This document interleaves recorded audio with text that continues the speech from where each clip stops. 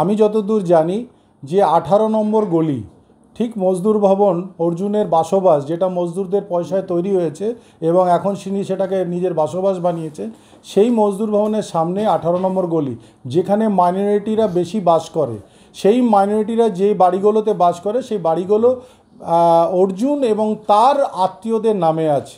2019 থেকেই প্রকান্তভাবে অর্জুন ওই ঘরগুলো খালি করাতে চেষ্টা করছে। আপনারা যদি ওই গলির মধ্যে যান আপনারা দেখতে পাবেন অনেক ঘর আর্ধেক ভাঙা অবস্থায় 2019 থেকে পড়ে আছে। কয়েকদিন আগে সঞ্জয়, প্রমোদ এবং অনেকেই এই ঘরগুলো খালি করতে যেয়ে সেখানে পাবলিকের তাড়া খেয়ে পড়ে তারা হাত এবং পা ভেঙেছে। এরপরেও দেখা যাচ্ছে যে কয়েকদিন থেকেই অর্জুন চেষ্টা করছিল। আজ সকাল থেকে সেই 18 নম্বর গলি সেই ঘর খালি করার উদ্দেশ্যে বিভিন্ন মজদুর ভবনে যারা ক্রিমিনাল বাস করে তাদের দিয়ে একটা হামলা চালানোর চেষ্টা করেছে।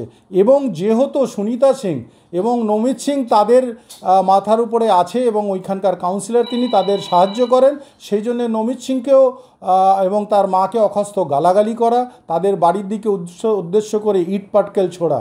পরবর্তীকালে দেখা যায় যে অর্জুন সিং নিজে বেরিয়ে হাফ প্যান্ট পরে গুলি চালায়, 4 রাউন্ড গুলি, এবং তার সিআইএসএফ বডিগার্ড সাধারণ পাবলিককেও মারধর করে।